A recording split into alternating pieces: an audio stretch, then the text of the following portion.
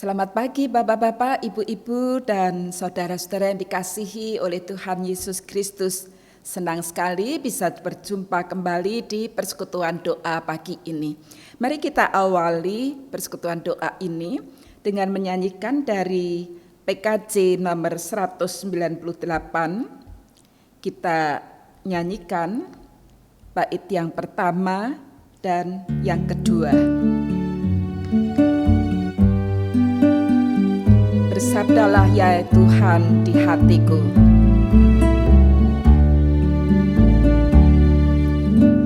Di hatiku ya Yesus, Tuhan bersabdalah agar tenang hatiku dan hilang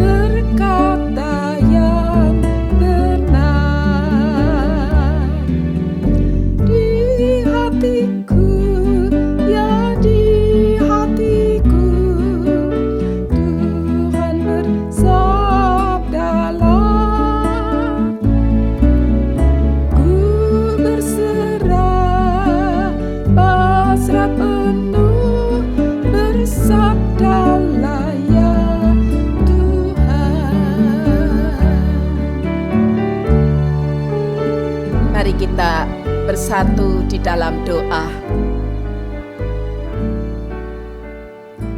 Ya Tuhan, bersabdalah di dalam hati kami, karena kami sungguh membutuhkan Tuhan untuk menuntun kehidupan kami. Sabda Tuhan selalu berisi janji-janji yang menyukakan hati kami.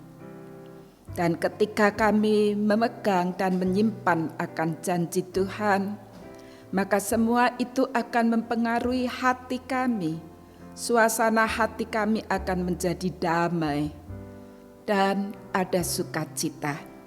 Dan ketika hati kami ada ketenangan, ada damai, maka perkataan-perkataan yang keluar dari mulut kami juga perkataan-perkataan yang dapat menyukakan hati orang yang mendengarkannya. Oleh sebab itu ya Tuhan, bersabdalah kepada kami sekalian, kami mau mendengarkannya. Di dalam nama Tuhan kami Yesus Kristus, kami berdoa. Amin. Saudara-saudara, pagi ini tema dari renungan kita yaitu perkataan yang tepat. Didasarkan pada Amsal pasal 25 ayat yang ke-11. Perkataan yang diucapkan tepat pada waktunya adalah seperti buah apel emas di pinggan perak. Saudara-saudara, pada suatu sore seorang ibu berkunjung ke panti jompo. Dia mengunjungi oma yang ia kenal pada masa mudanya. Kemudian dia banyak bercerita. Setelah mengenang masa-masa jayanya si oma, di akhir pembicaraan si ibu ini berkata, "Oma, sebetulnya bila anak-anak sayang kepada oma, mestinya oma tuh gak ada di sini loh. Gak ada di tempat ini, gak ada di panti jompo ini, tetapi seharusnya ada di tengah keluarga mereka. Oma ini terdiam sejenak, tapi kemudian dia berusaha untuk tetap ceria menghantar tamunya pulang. Nah, kata-kata ini rupanya terus terngiang sehingga semalaman Oma tidak bisa tidur, mendengarkan kata-kata itu. Kata-kata yang singkat, sepele, sudah merasuk di dalam hati dan pikiran Oma, dan ternyata itu merusak perasaan Oma. Sehingga Oma yang semula ceria di panti jompo berubah menjadi muram. Dan ketika anak-anaknya datang tepat di hari ulang tahun Oma, mereka datang dengan membawa makanan kesukaan Oma, mengajak seluruh penghuni panti jompo itu untuk makan bersama. Dan kemudian anak-anak membawa hadiah yang indah. Ternyata semua itu tidak membuat Oma ini ceria kembali. Dia tetap wajahnya muram, tetap bersungut-sungut. Ia suka sekali menyendiri di dalam kamarnya. Hingga pada suatu hari ibu pengasuh panti jompo itu mendekati Oma di kamarnya, berbincang-bincang untuk mencari tahu mengapa kini Oma tidak lagi ceria. Dan setelah tahu apa permasalahannya, kemudian ibu pengasuh ini berkata, "Noh Oma, kalau saya perhatikan anak-anak Oma itu sangat menyayangi Oma.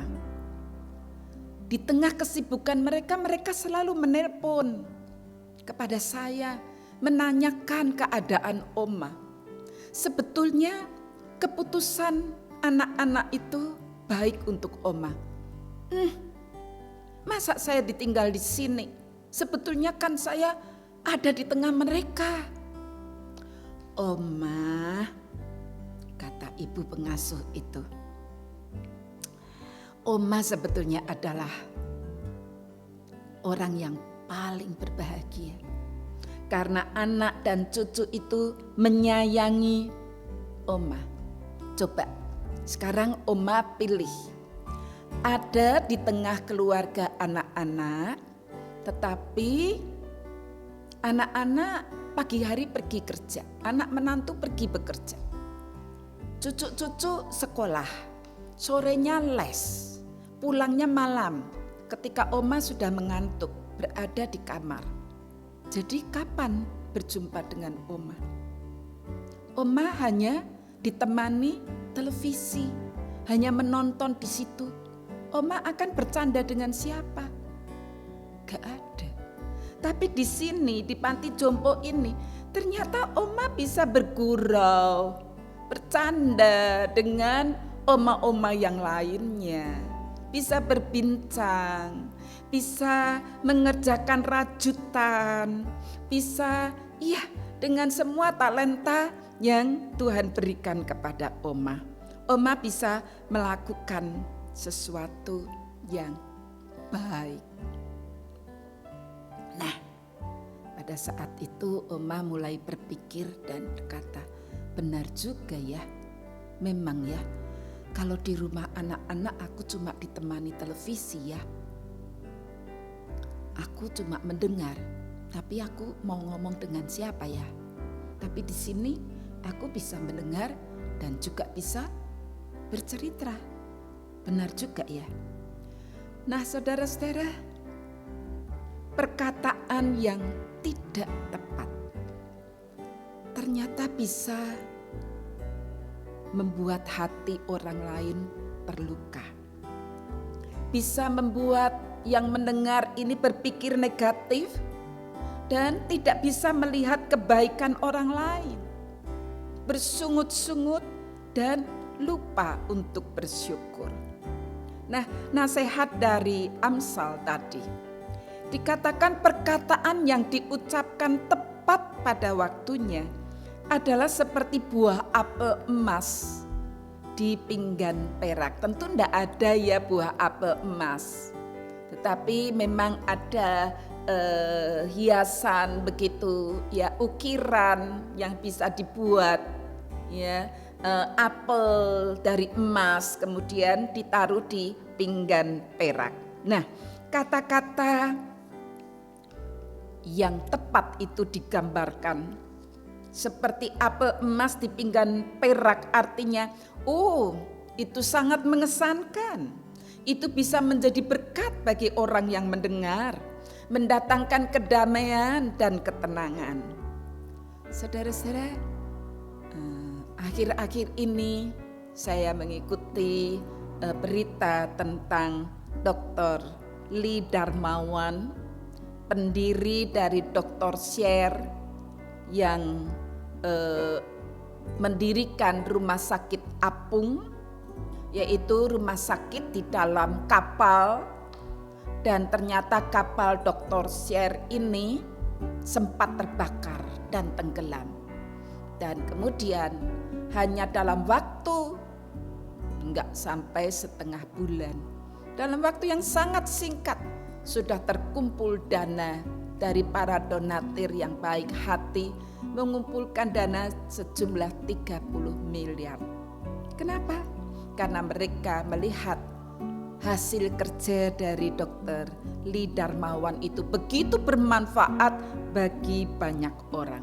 Nah, Dr. Lee Darmawan ini rela meninggalkan kekayaannya, meninggalkan kesuksesannya, karier universitas yang baik di Jerman, kembali ke Indonesia dan melayani pasien dari satu pulau ke pulau yang lain, membantu pasien-pasien miskin yang tidak mampu. Kenapa sampai dia rela berbuat seperti itu? Dia lakukan itu karena pesan dari mamahnya. Mamahnya berkata, bila kamu menjadi dokter, jangan pernah kamu memberi tarif pada orang miskin. Artinya, jangan sampai orang miskin itu memberi bayaran kepada kamu. Oleh karena dia bisa membayar kamu, tetapi setelah sampai di rumah dia menangis karena dia tidak punya uang untuk membeli beras.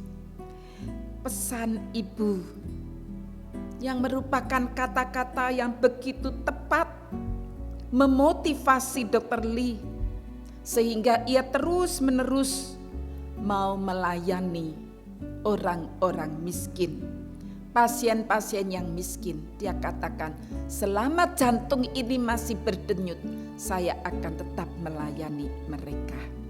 Saudara, dari sini mari kita meneladani mamah dari Dr. Lee.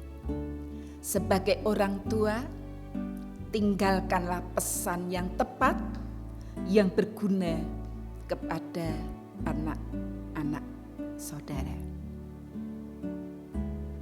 Nah, pernah orang berkata kepada istri Dr. Lee, Dr. Lee itu gila ya. Dr. Lee itu tidak waras.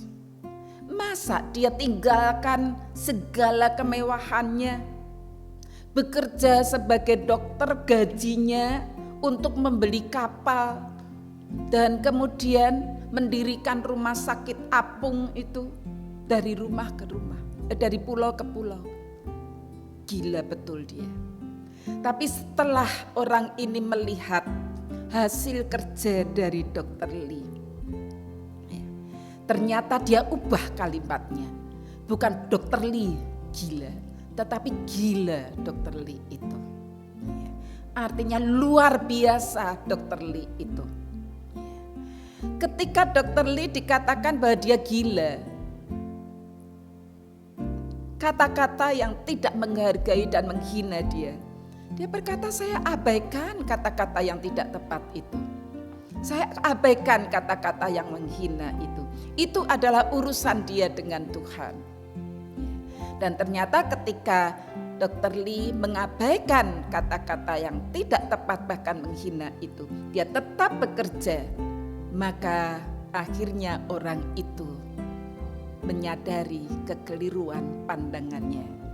Dan ketika Dr. Share ini kapalnya terbakar dan tenggelam, dialah menjadi penyumbang dana yang sangat membantu pekerjaan Dr. Share ini.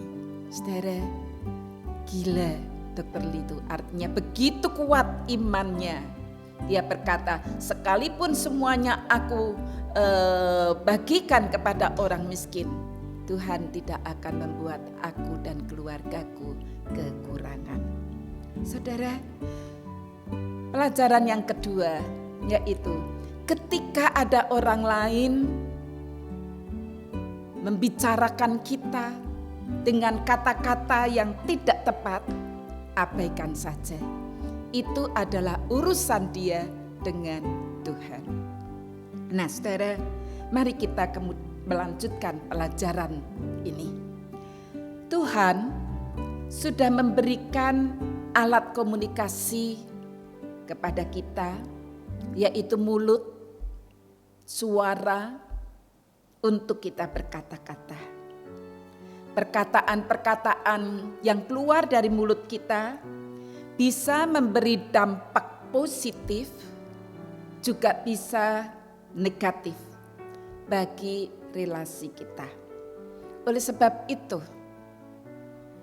kita perlu menjaga mulut kita. Kita perlu mengawasi perkataan-perkataan yang akan kita ucapkan.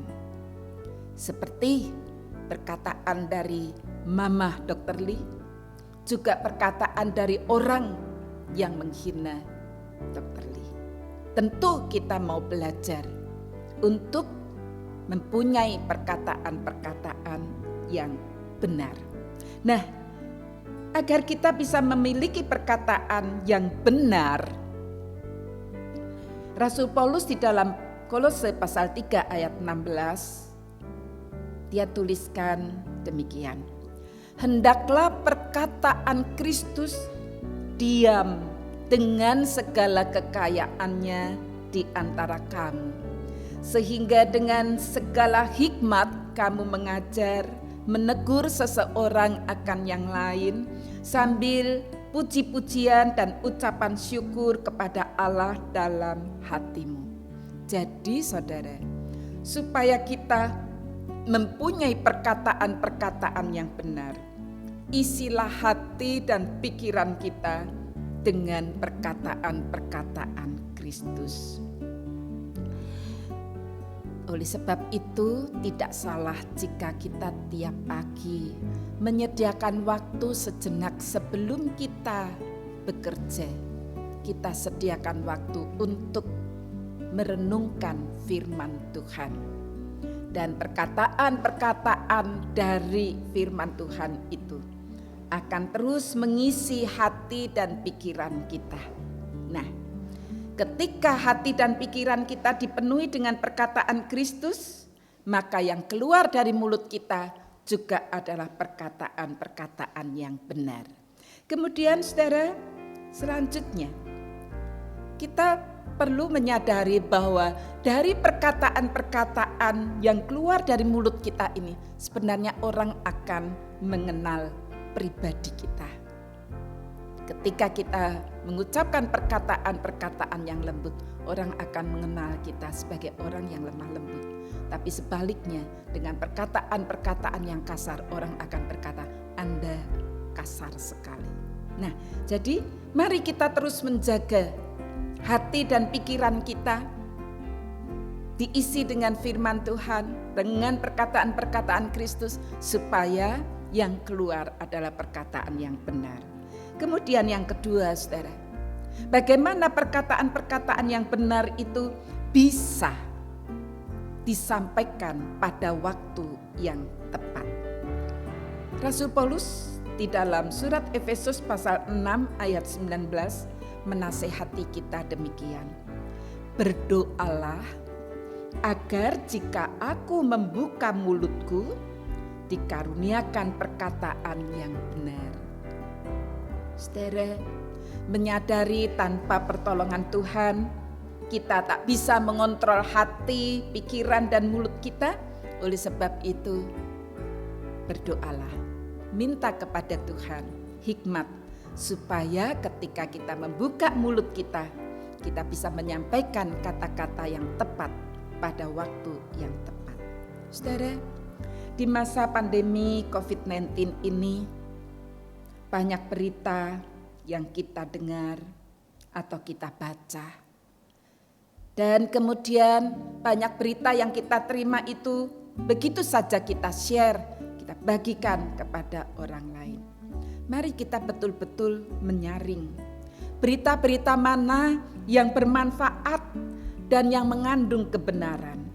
Jangan sampai kita ikut-ikutan share berita atau kata-kata yang tidak tepat, yang justru membuat orang ketakutan setengah mati, atau sebaliknya cuek, tidak percaya COVID sehingga tidak menjaga protokol kesehatan. Saudara, kita tahu bagaimana seorang dokter, saya tidak menyebutkan namanya, tetapi dia sudah mengunggah kata-kata yang mempengaruhi banyak orang supaya tidak mempercayai adanya COVID. Akhirnya dia harus berurusan dengan hukum. Hati-hatilah dengan kata-kata kita. Dan kita juga prihatin kalau kita mendengar ada orang-orang yang dengan kata-katanya yang nyinyir masih saja mengecam, mengkritik pekerjaan Bapak Presiden kita Joko Widodo.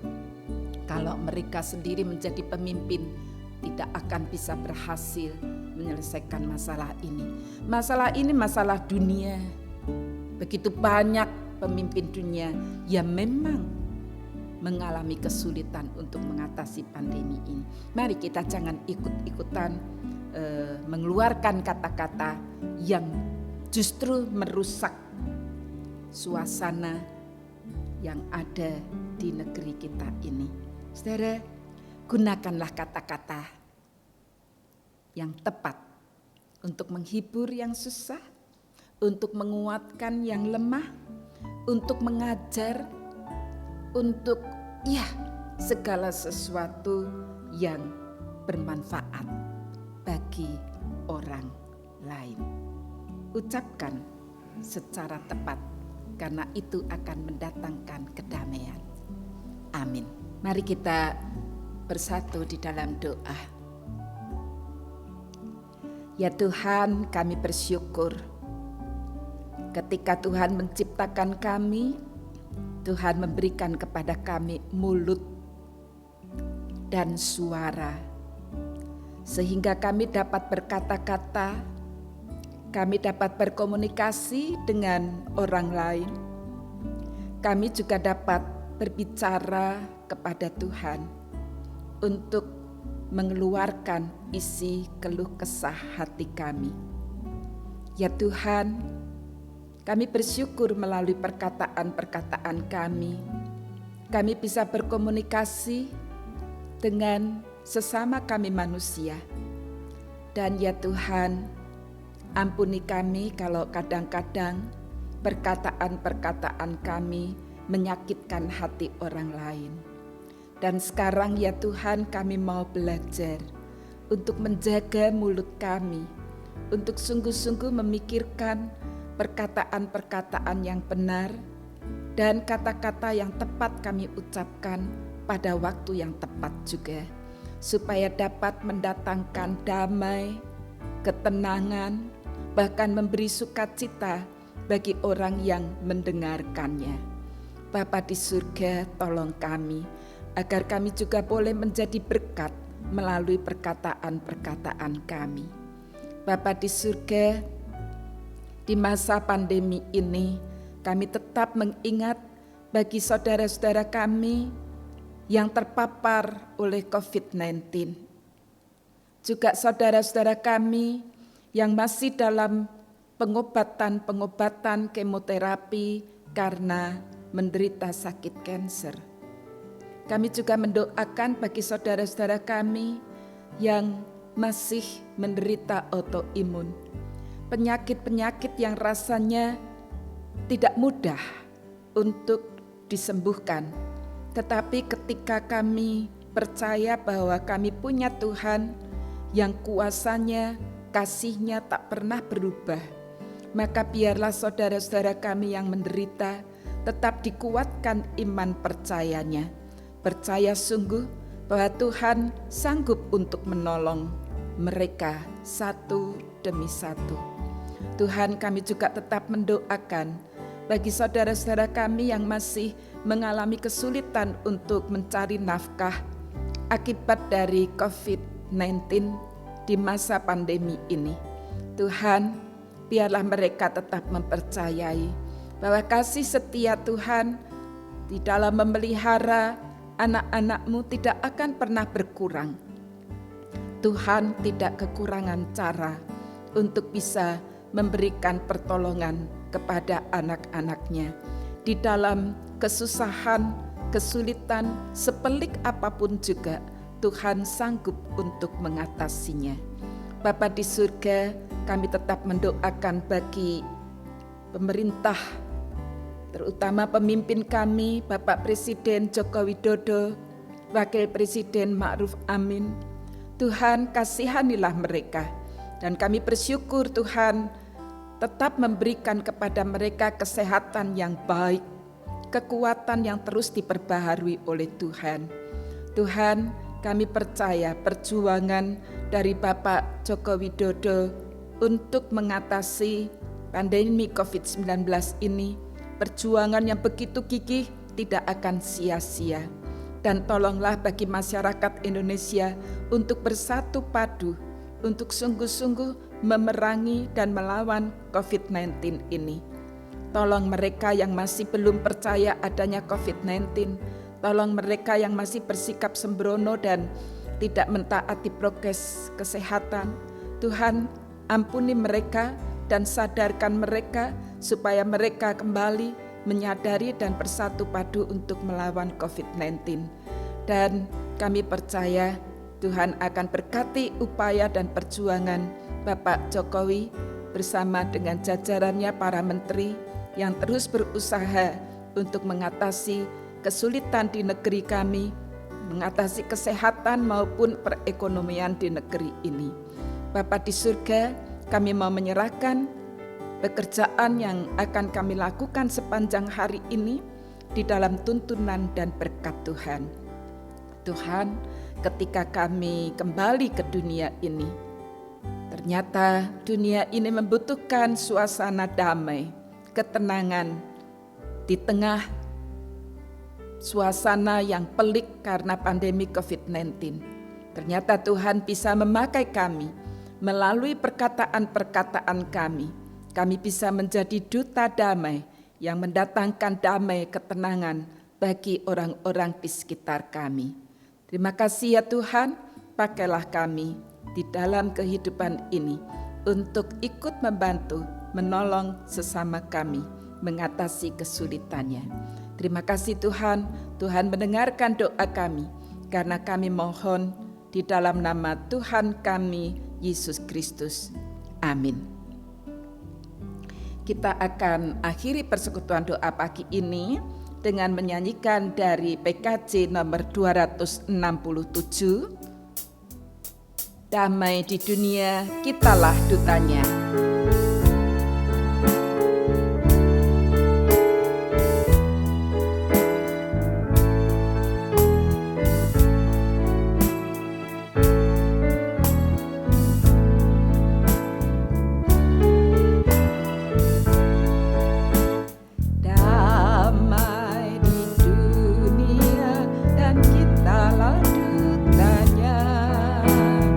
Damai sejahtera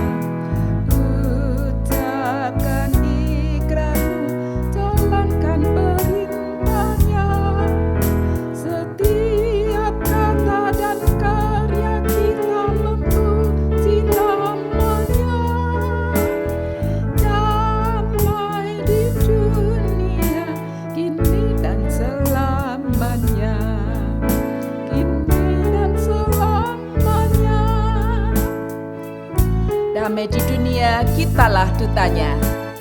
Damai di dunia dan kitalah dutanya. Damai sejahtera, amalkanlah maknanya. Allah Bapa kita, kita anaknya, rukun bersaudara, penuh bahagia. Damai di dunia dan inilah saatnya.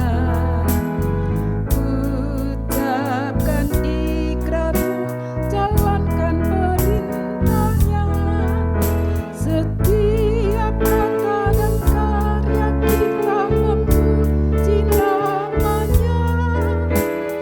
Damai di dunia, kini dan selamanya.